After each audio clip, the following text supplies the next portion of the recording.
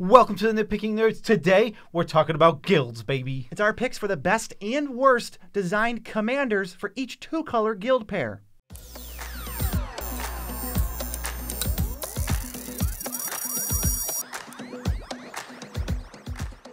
I'm your host, Joe Cherries. I'm your host, BZ, and that makes us the Nitpicking Nerds. We're still bringing you daily content. We still have a link in the description. It takes you to TCG Player. They're like our best friends because when you buy cards through the link and you check out, they give us support, and it's no extra money to you. Yes. So let's just hop right into this video. Crazy. I know, we're getting started so quickly.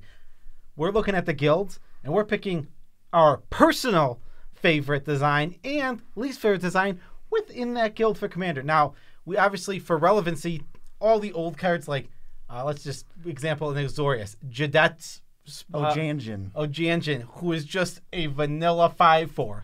Yeah, we didn't take that into consideration because obviously that wasn't designed for Commander at all. Right. Actual recent commanders that do things and have text is what we're looking at. So the first one, obviously, it's Azorius. We're going in Blueberg order. So our favorite Azorius design is very recent. It's Raynar the Ever Watchful. 2 blue-white for a 2/3 flyer with Vigilance. The first card you foretell each turn costs 0 to foretell. Whenever you exile one or more cards from your hand and or permanents from the battlefield, create a 1/1 white spirit creature token with flying. This card is awesome. It lets you do so many different things. If you're trying to flicker things, it involves exiling them and then returning them, that's going to trigger him. Foretelling, you can build a Foretell Tribal deck, triggers him. If you just want to play Spirit Tribal, he makes spirits and then you can pump them with other cards. This is like fantastic design. Yeah, I really like on this card that they didn't just go with when you foretell a card, you get a spirit. No. You can flicker stuff and do all this awesome stuff. We put a sweet combo with Ruin Ghost and Retreat to Coral Helm. Just make infinite spirits with a planes. Now that's super cool. And there's a million cool things you can do with this deck. Yeah, it's not restricted to once per turn. They didn't like cut you off and say, no, you can only do this. This is not a busted design at all. We're not necessarily picking the most powerful design. It's the best, the one that just hits all the boxes and is like the perfect commander for each color. Yeah, and I'll say something right now before we hop into our least favorite for this. A lot of these designs are new.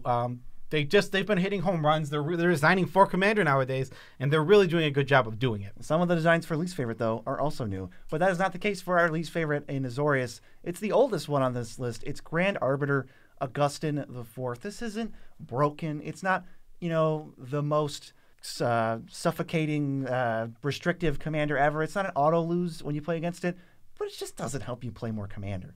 He's 2 white blue for a Human Advisor 2/3. White spells you cast cost 1 less to cast. Blue spells you cast cost 1 less to cast. Spells your opponents cast cost 1 more to cast. Yes, it has the word cast in it 6 times. For most of these, we didn't go back that far because they weren't necessarily designing for Commander, but this is such a popular Commander and well seen that we want to point out how miserable it is.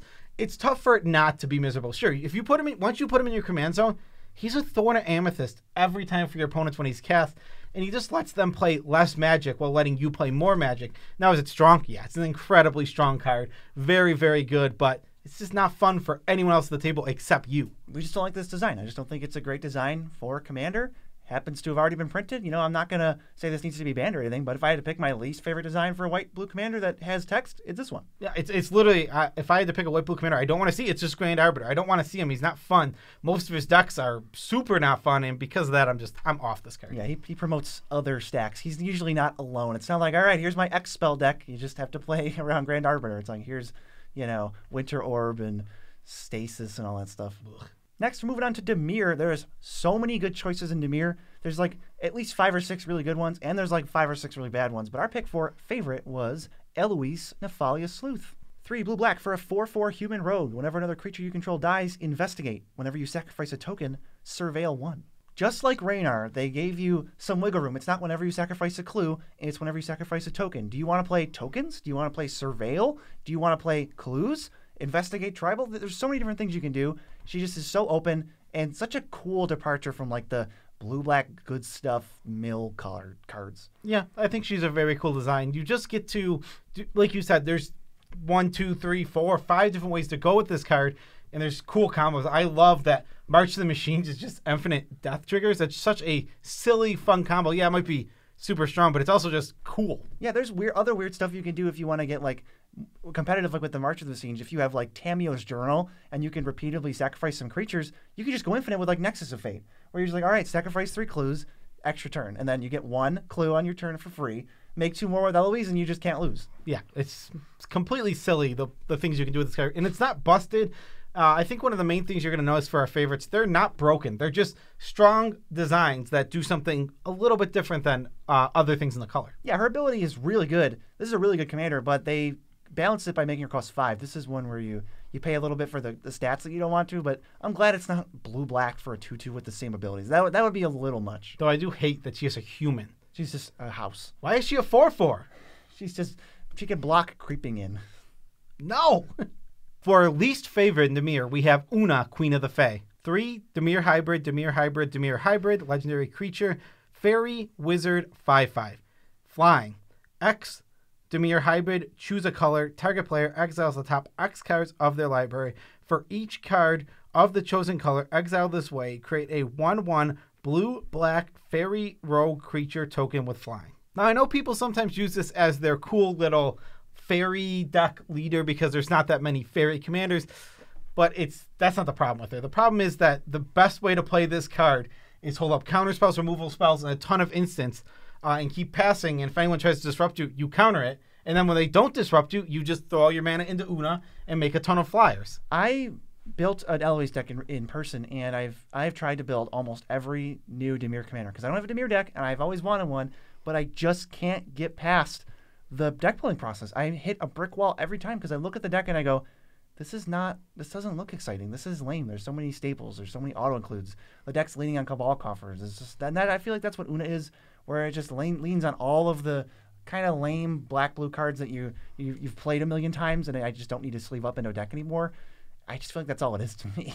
Yeah, and like we said, this is very much personal preference. Oh, yeah. I know Una is a beloved commander, and a lot of people like it. We're not trying to tell you don't play Una, that it's terrible. No, it's a very strong card, and it even has its upside. Just to us, this is the most boring design. Yeah. Moving on, we're going into Rakdos. For our favorite for Rakdos, well, it's another brand new one, and it's Prosper Tomebound. 2 black-red legendary creature, Tiefling Warlock. At the beginning of your end step, exile the top card of your library. Until the end of your next turn, you may play that card. Whenever you play a card from exile, create a treasure token. What I really like about this card is the simple fact that there is a million ways to cast cards from exile. There is Cascade. There's things like Tybalt that like exile your opponent's stuff and then you play it. There's Impulse Draws. There's probably like 5.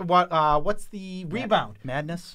There's literally so many different ones, and you can go all these routes to Prosper, or you can combine them into one Prosper deck that just does all these things. I think this is nice, and it's not busted. It's in no way busted. He gives you a card advantage every turn, but if he dies, this deck struggles when he dies a lot. Yeah, and he makes treasure. He gives you mana, and he gives you cards, but none of it is like, it doesn't really bury you in anything. It is a little bit of the enablers table to the payoff, but I feel like they were super tame with it, and it's not going to ruin games in a Chulane or Corvold sense. I really like Prosper. I think they nailed it. It almost looks like they took the Raynar and they switched it exactly into the other opposite colors, and they made it, don't put things into exile. Take them out of exile, and then you get a thing. Yeah, I'm just a huge, huge fan of this design. Again, like we said, the fact that I love designs that aren't linear, that like when you start building them, you could go 5, 6, 7, 8 different directions. I could make a Prosper deck and probably only have like 6 overlaps with some other Prosper deck that also is very strong. But it still asks something of you. Una asks nothing of you. I look at it and I go, I don't know. But I look at Prosper and I go, whoa, I can go this, but you can't just go, all right, I'm going to play Toxic Deluge, Dockside Extortion. It's like you can, it just doesn't get you anywhere extra with Prosper. But now our least favorite Rakdos commander, just such a whiff, Blim Comedic Genius. 2 black-red for a 4/3 imp with flying. Whenever it hits a player, that player gains control of target permanent you control. Then each player loses life and discards cards equal to the number of permanents they control but don't own. Commander Legends was great, but it definitely had some head scratchers where I look at this and I go, this was Commander. You could have pushed this. Bizarre tradering things away is such an under-supported, and it will never be supported archetype in Magic. They could have put so many more bells and whistles on this card. It has to wait an entire turn, then attack, then hit somebody, then you give away something you control, then you're dealing 1 damage and making somebody discard 1 card. Yeah, I know the best way to build this deck is to play the steel golems and the cards that aggressive mining, these cards that kind of like shut off what your opponent will be doing. The problem is with playing all these cards is they're in your deck. So if you're not connecting with Blim, oh my goodness, now you have to play Steel Golem? Not only that, you have to have played Steel Golem. It's in play. And if somebody murders Blim before he can deal damage, you can't even recast Blim. Yeah, it's super sad. And I think it just makes it such a whiff because you just have to jump through so many hoops to get to the point where this card does something very effective.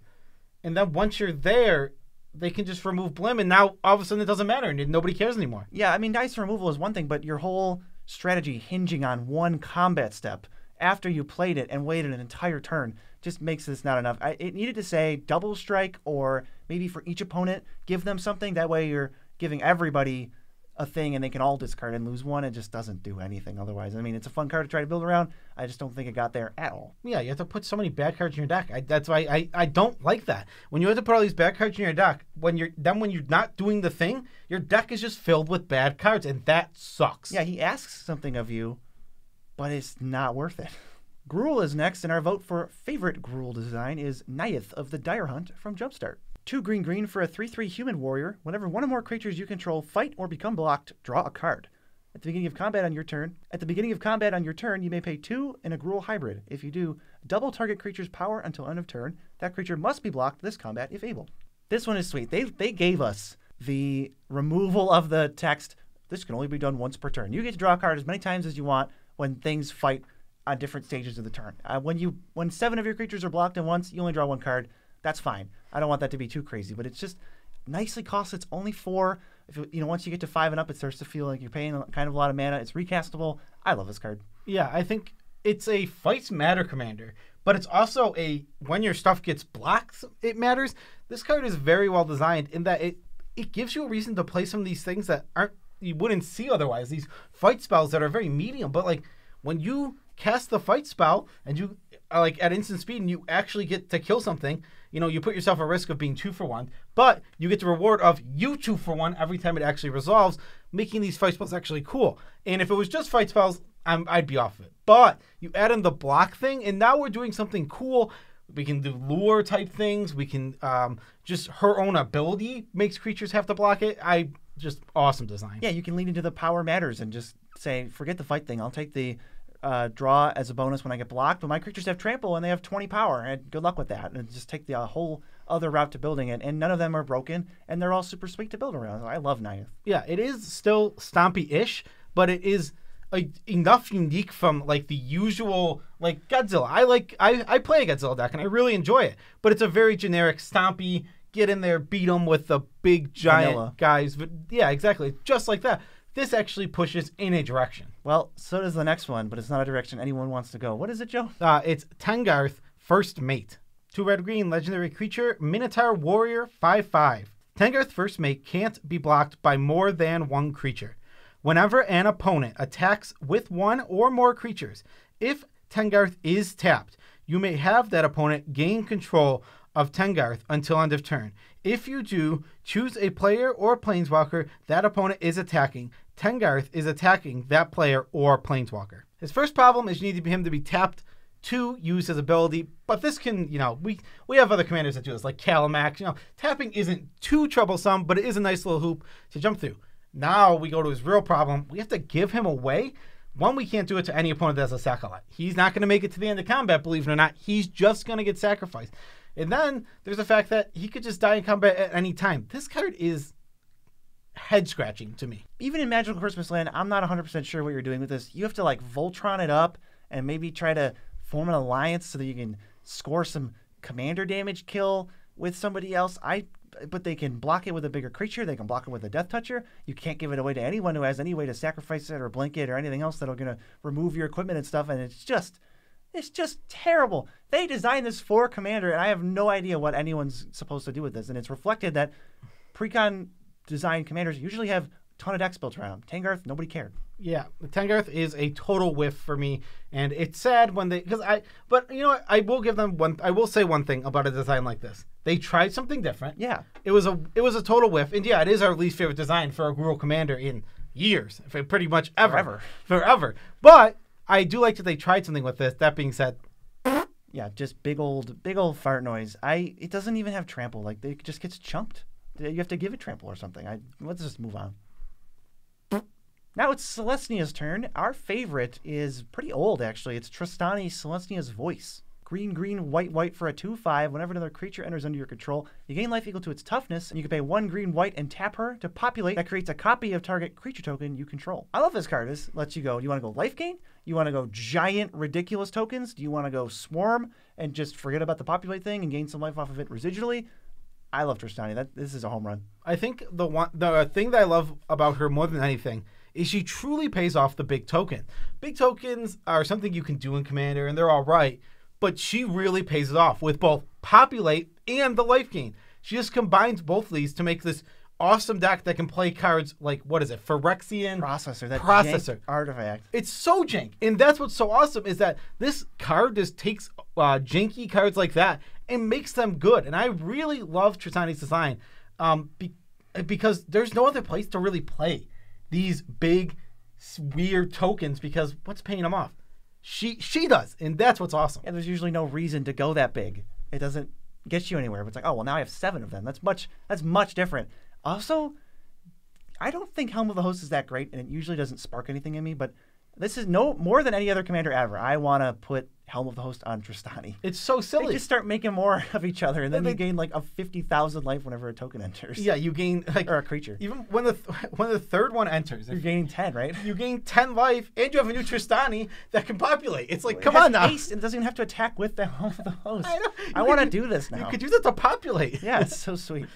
And for least favorite, this one is just such a whiff for me, and it is new too. It's Caddy Bree of Mithril Hall. Green and white legendary creature, human archer, 2/2. First strike, reach. When Caddy Bree of Mithril Hall attacks, put a +1/+1 counter on it for each equipment attached to it. Pay 1, remove all +1/+1 counters from Caddy Bree. It deals X damage to target attacking or blocking creature and opponent controls, where X is the number of counters removed this way. I think there is a million and one different problems with. Let's start with it needs to have equipment on it. Okay, we can do that. We can get the equipment on it. We do it. We attack. She gets a couple counters. Sure. Now, if you want to use her ability at all, you have to get rid of every single counter. If you've built up this awesome Voltron like 15/15, well, you can only use her ability all or nothing, and I absolutely hate that. Not only that, but you now have this onboard thing that says, hey, if you have a 5/5, my Caddy Bree's got 5 counters on it, so I'm going to give up my board presence, and that's whatever. That's neither here nor there. It's terrible, but it's its own separate thing. Now they're just not going to attack, maybe not going to block. How big of a deal is that if they're going to chump Caddy Bree with a token or something? It's onboard. They couldn't even give you deal damage to target creature.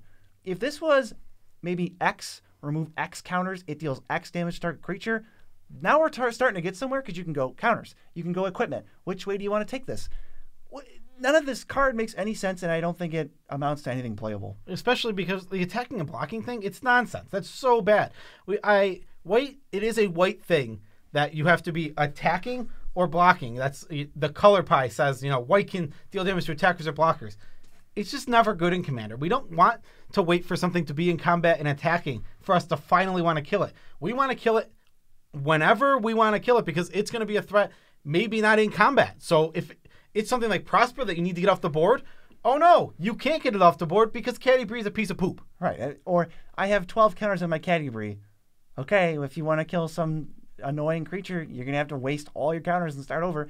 And also as a side note, this card could have costed white, and I would not think twice about it. What part of this card is green? Reach. There it is. Hey, there you go. Moving on, we're going into Orzhov, our favorite design. Another, just one from this year. Killian, Ink Duelist. White-black for a 2/2 human warlock. He has menace and lifelink, and spells you control that targets a creature cost 2 less to cast. This counts auras. This counts your removal spells. This counts anything that targets a creature that might not be an aura or a removal spell. A combat trick. So there's so many different things you can use with him. He is a huge discount on spells. He takes if you have a 2 and a black exile target creature spell, which would not be usually that good in Commander, all of a sudden it costs a black and now it's a very playable spell. Oh, I love this design. And it's an uncommon and it beats out all the other design. Like Liza's great, Campbell's great, but I love the simplicity of it. I love that lately Magic is just they're like handing you more things. Like let them have fun with it, let them build. 2 years ago, this card says auras you control that target your creatures cost 2 less to cast. And Prosper says cards you discard into exile gets you treasure. And Nefalia Scourge says whenever you sacrifice a clue, surveil 1. Like, they're giving you so much more wiggle room with all these cards. It's so awesome. Yeah, it's such a better the design of Commander recently has just gone up and up, and they keep making really cool cards. Killing, just another great example. I love that he works with your kill spells. That is probably one of my favorite parts of him. It just takes it down, and it makes you reconsider this whole slew of cards that are normally trash. You don't want to play any sort of murder or any sort of but things like Baleful Mastery. Oh, maybe I'm going to start playing this. Maybe I'm going to play all of these other things. It's so sweet. It's an uncommon. This is like, what's so great to me is they've found, like, especially in Strixhaven, the uncommon legends so Commander playable while still being balanced for limited. They nailed them. But now we got to move on to our least favorite. This is like number 1 worst with a bullet. Teysa, Envoy of Ghosts. 5 white-black for a 4/4 with vigilance and protection from creatures. Whenever a creature deals combat damage to you, destroy it. Then you create a 1/1 black and white spirit creature with flying. Oh my god, this is part of the reason that I hated Dragon's Maze so much. These just poopy legends. No mercy on a commander. I'll never know if it's good because this is a 7 mana 4/4 with like no frills at all. It can't be killed in combat and it's unblockable. I hate this design so much. Oh, I don't think so boring. It's overcosted. It's only a 4/4.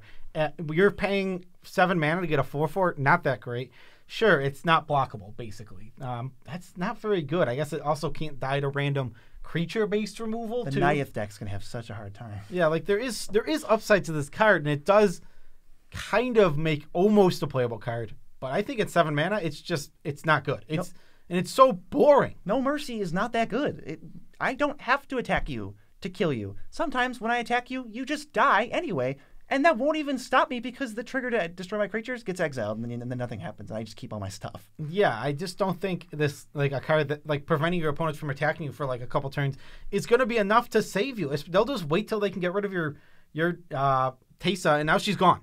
And now you're just getting attacked. Don't worry, she costs 9 the next time. Oh my goodness. The fact that she costs 9 after dying once is insulting. It's insulting because if she gets Swords to Plowshares, you just got 6 mana advantage. Oh my goodness. And now you have to cast her for 9 for a card that we don't even think was good at 7? Okay, let's move to Golgari. We got another fun one. It's our most favorite. We did this tune-up a while back, and we were laughing the whole time because it was great. Grismold the Dreadsoar. 1 black-green for a 3/3 trample. At the beginning of your end step, each player creates a 1/1 green plant creature token. Whenever a creature token dies, put a +1/+1 counter on Grismold. You're giving away resources. Everybody's getting a little something, and then when they trade off or when you kill them, Grismold gets bigger and it already has trample, so you can actually push through damage. Great design. So good. There's so many ways to go. You want to go group hug. You want to go selfish. You want to play frickin' Illness in the Ranks is a playable commander card. This card just is so cool. There's also Assault Suit that gives it away. Oh my goodness. This is such a cool card. I absolutely just love the design that we're working with here. Yes, I'll abandon it. The Assault Suit's great. Assault Suit, first of all, the fixed Tangarth says it can't be sacrificed. You can just give it away, and then everybody's getting like 4 tokens a pop. Just Griswold becomes this complete monster. There's just if you're wondering about a token deck or a Golgari deck, I'd definitely try this. It's so much fun. Well, yeah, I'm absolutely 100% a huge fan. He's so unique. He's giving away tokens, but he's benefiting. Yeah. You're benefiting from these useless tokens you're giving away. He also has trample to go over the tokens he's giving away. He's designed so well. Just perfect. Just a slam dunk home run, and we're going to move to the exact opposite now, which is what? Storev Devkarin Lich. 1 black green for legendary creature zombie elf wizard 5/4. Trample. Whenever Storev deals combat damage to a player or planeswalker, return to your hand target creature or planeswalker card in your graveyard that wasn't put there this combat. First thing, we have 1,250 choices for Golgari graveyard decks. Second thing, this needs to deal combat damage. This can't get back things that died in combat. There's just so many caveats, and it's only a 5/4. It's not even... Someone has a 6/6. You're not even getting through damage. I'm just not even close. This is nowhere near anything remotely playable. This is the closest I've ever seen to a vanilla with a bunch of words on it. What is your incentive for playing this over any other black-green commander or any other commander that's ever existed? every other one in the Golgari, you're like, well, why are you playing Marin over this card? It's like, well, because with these cards, I can play X, Y, and Z. It's like, why are you playing Storev? I have no idea. Yeah, and I know that there's always building a weaker deck with another kind of commander. This is like the 17th worst Golgari graveyard commander, and on top of being like the worst one, it's also just weirdly and stupidly designed, in my opinion. I think you can justify the rest of it, but for me, there's no justification for this. Like, what's cool about this? The art's terrible. The card has no flavor. There's no frills on it. Like, oh, why are you playing Ishkana as your graveyard commander? It's like, oh, I can mitigate the power and have a really good activated ability by making all these spiders. Like, okay, that's a reason. That's cool to you. Yeah. What's cool about this? Yeah, I like spiders and like all that. Storev is just this elf wizard. I like 5/4s. I like 5/4s. I want my graveyard deck that doesn't have to rely on combat at all to have to rely on combat now. I want to jump through hoops. Go away, Storev. Get out of here. Yeah, next is Simic. And our favorite is another one from this year. It's Volo, Guide to Monsters. 2 green, blue, legendary creature, human wizard, 3/2. Whenever you cast a creature spell that doesn't share a creature type with a creature you control or a creature in your graveyard, copy that spell. I love that this has a build-around restriction without saying it has a build-around restriction. You don't actually have to follow any deck building rules, but the deck gets worse when you don't follow his restriction. I love that they made him the two of the 3 most popular creature types, humans and wizards. No human is going to trigger this. No wizard is going to trigger this. Do you want to play them? Maybe, but you're going to have to give up the Volo synergy. Well, how many of every other creature type do you play? Do you play 1? Do you go across the board, there's only 1, so they always trigger? Do you go 2, 3, 4? Do you try to exile cards in your graveyard with scavenging units to always get it anyway? I don't know what you want to do, but there's a million ways to do it. Yeah, and my favorite thing is, like, I want to, if I was going to build this, it's like 0 overlap. I want to go all in. I want to have, what is the best elf to have? What is the best insect to have? I don't want to have any overlap, and I really love this card's restriction, because I think Volo decks are going to be, like, there's going to be some cards where it's like, this is a really odd creature type. Yeah. And, like, it's going to be in a lot of Volo decks. There's no jellyfish. But so outside of, like, these, like, there's, like, probably, like, 7 to 10 cards, Volo decks are going to look super different, because if you choose this as your elf, you don't want to, you're probably just avoiding the other elf that someone else put in the deck. And all of that makes for a ton of different ways to build this deck. Our least favorite, it's Kinnan, Bonder Prodigy. I mean, I'm not going to tell anyone not to play him, but I'm certainly never going to play him. Blue-green for a 2/2. Whenever you tap a non-land permanent for mana, add 1 mana of any type that permanent produced. 5, blue-green. Look at the top 5 cards of your library. You may put a non-human creature from among them onto the battlefield. Put the rest on the bottom. All right, you went too far, and this card, A, makes no sense, and B, is just, like, so good. It's, like, such an easy, this is definitely the enabler to the payoff too far type card. It just goes infinite with, like, one other card if you're, rocking Basalt Monolith or the like. I don't get this one. I mean, it's just kind of silly to me. I don't like this card design pretty much at all. It's just it's very good. I mean, period. Great card. This is not a bad Magic card. This is a very good Magic card. It's a great commander, and it can even probably be CDH commander. I'm not up on the CDH meta, so don't call me out on that. But yeah, it might be able to be a CDH commander. I want to go to the flavor. The flavor is what kills this card for me. He is the Bonder Prodigy. Okay, cool. He's good at bonding. Like, he's bonding with non-humans. You would assume his ability would say, whenever a non-human creature taps for mana, double that mana. Oh, he works for creatures. Oh, it's really cool. No. Why is he bonding with a Basalt Monolith? The Simic Signet. The Simic Signet. Why is he hanging out with these things on the side? Is that what he does? Because that's stupid. This is like the Prosper that says whenever you do anything, make a treasure. Where it's like, whoa, that's way. Whoa, I just wanted to build around this. Now I can't not win the game. It just feels too easy. And to me, that sucks all the interesting fun out of it. It's definitely one of the better commanders ever. It's so good. It's top. I think might be our top 100 in the Ranking Every Commander series.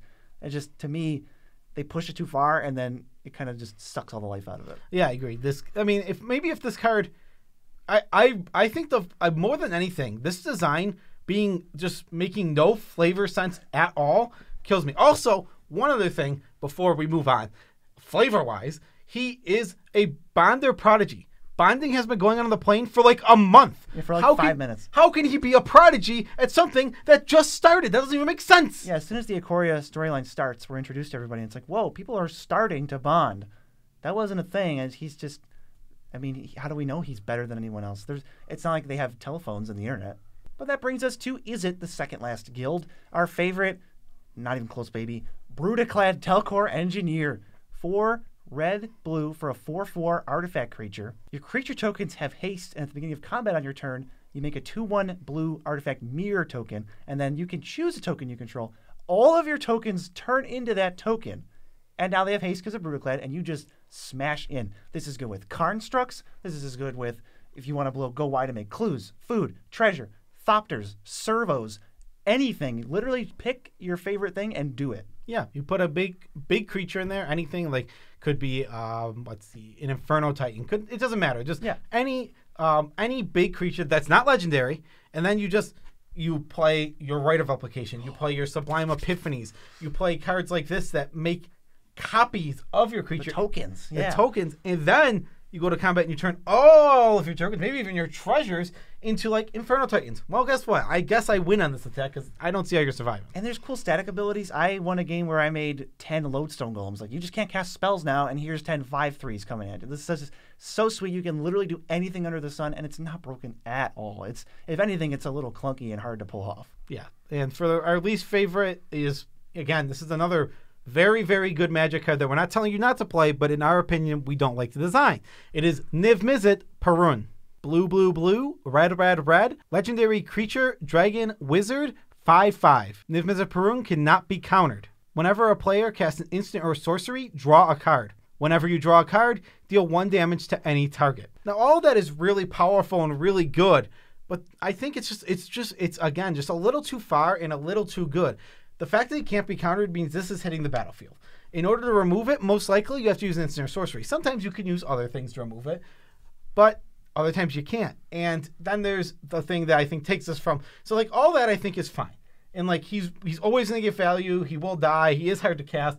And I think there's a balance there of everything is fine until you add in that he just goes infinite with curiosity. And it's just a little sad that takes so much away from a design like this. You have this really cool card that is decent and balanced, and then when you add that card, it's not balanced. Now, if you take that card out of the equation, I think we're definitely talking about a different card here. Oh yeah. If it's not for curiosity, but I think you can't remove that card from existence. That card does exist, and people are going to play it. Yeah, and I have to play as though it exists. I know that you have Niv-Mizzet.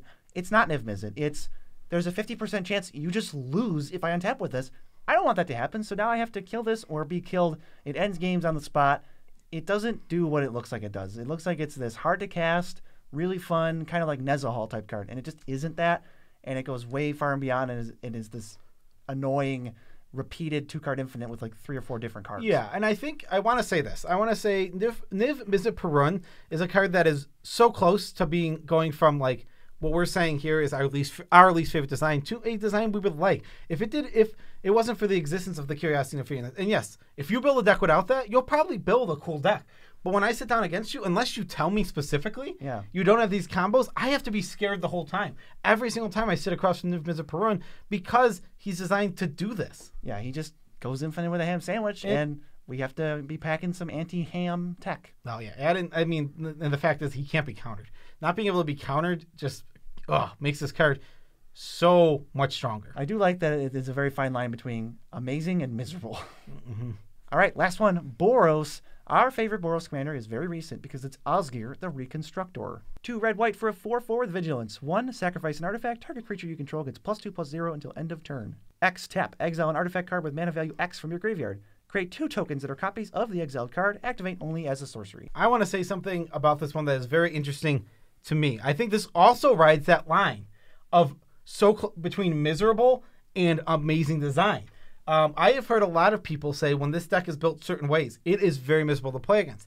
That's not how I see it or have felt about it, but it is so much different than any other Boros deck. This is an artifact matters deck. You care about taking things out of exile. Decks like this play Pulled from Eternity. Yeah. How cool is that? If Pulled from Eternity is being put into your deck to do something fair, now that's awesome. You're onto something. They took Boros and they said, what else can we do? People are so sick of the Boros attacks. All they've ever done. Literally, like, this is the first one that isn't Boros attacks. Trash. And we got out of that slump, and we're in artifact land over here, and Osgier lets you do whatever you want. It opens up dozens of strategies. very, very sick card. Yeah, as long as you have ways to put artifacts in your graveyard, you do whatever you want. Doesn't matter what those artifacts are. Copy whatever cool thing you want. Make 2 of them. I can't even, like there's literally no limit. You just have to be sure you can get them into your graveyard. Now, Osgier can make 2 of them. I love that you can just do, like, Mycosynth Wellspring, where, like, comes in and you draw a card and then you sack it. And you draw a card. Oh, Ichor Wellspring, yeah. Yeah, Ichor Wellspring. Then you make 2 of them. You stack both of them, you draw 4 more cards. The first one I said, I think, there's a card that also makes 1/1 mirrors when it enters. And then when it dies, it that is servo schematic. Mycosynth Wellspring is Lay of the Land. Okay. There's just, I like these cards. I like that there's so many different efforts. I like making 2 expedition maps. Yes. Is it broken? No. But Osgier makes it super cool and fun to do. Right. And the most disappointing, least favorite, bottom tier, I can't imagine anyone was happy when this came out. It's Munda, Ambush Leader. He's a 3/4 for 2 red-white with haste.